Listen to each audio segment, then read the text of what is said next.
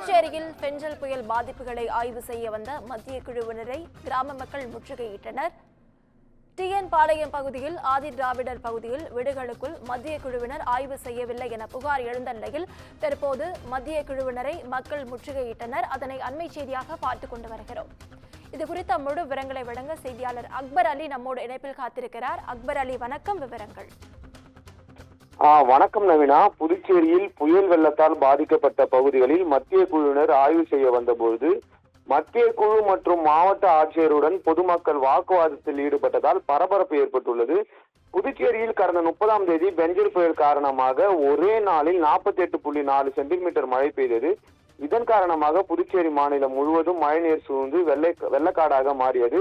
அனைத்து குடியிருப்பு பகுதிகளிலும் மழைநீர் தேங்கி புதுச்சேரி தண்ணீரில் தத்தளித்தது. இதனால் நகர கிராம பகுதிகளில் கடும் சேதத்துக்கு உள்ளானது. அதே நேரத்தில் தமிழகத்தின் சாத்தனூர் வீடூர் அணைகளின் உபரி நீர் திறப்பால் புதுச்சேரி பகுதி தென்பெண்ணையாறு சங்கராபரணி ஆறுகள் ஏற்பட்ட வெள்ளப்பெருக்கால் பல கிராமங்கள் நீரில் மூழ்கியது. இந்நிலையில் புதுச்சேரியில் மத்திய குழு இன்று மற்றும் நாளை என 2 நாட்கள் மத்திய இணை செயலாளர் ராஜேஷ் குப்தா தலைமையில் புயல் மழை சேதங்களை ஆய்வு செய்ய உள்ளது. அதன்படி தற்போது புதுச்சேரியில் மத்திய குழு ஆய்வு செய்து வருகிறது. அதன்படி 2 பிரிவுகளாக பிரிந்து புதுச்சேரியில் ஆய்வு செய்தனர். முதல் குழு புதுச்சேரி நகராட்சியில் பாதிக்கப்பட்ட பகுதிகளை ஆய்வு செய்து வருகிறது. 2வது குழு பாகூர், இருளன் சந்தை உள்ளிட்ட பகுதிகளிலும் துணை மின் நிலையம் மற்றும் வயல்வெளிகளிலும் ஆய்வு மேற்கொண்டனர்.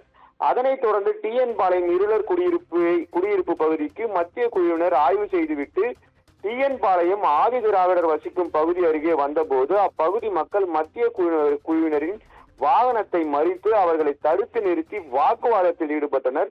மேலும் தங்கள் பகுதியில் அதிக அளவு பாதிப்பு ஏற்பட்டுள்ளது, ரேஷன் கார்டு உள்ளிட்ட முக்கிய ஆவணங்கள் மழை நீரில் சேதமடைந்து விட்டது, இன்று வரை மழைநீர் வடியாமல் தேங்கிய மழைநீரில் வாழ்ந்து வருவதாகவும் இதனால் பல நோய் தொற்றுக்கு ஆளாகி உள்ளதாகவும், ஆனால் எந்தவித அரசு அதிகாரியும் இது குறித்து பார்வையிட இங்கு வரவில்லை, எங்களின் நிலையை இன்று வரை சரி செய்யப்படவில்லை என கூறி வாக்குவாதத்தில் ஈடுபட்டனர்.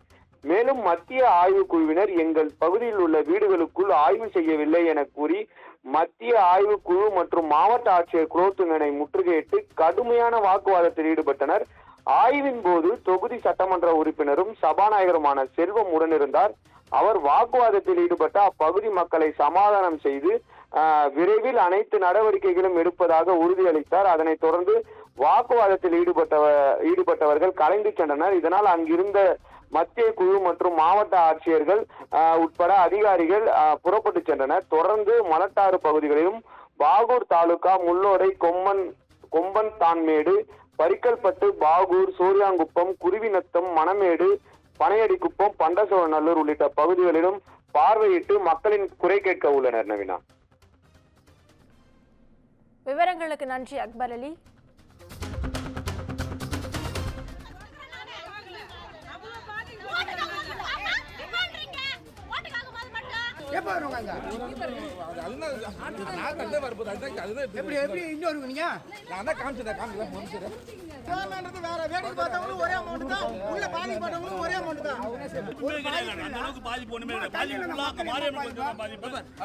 பாதிப்பு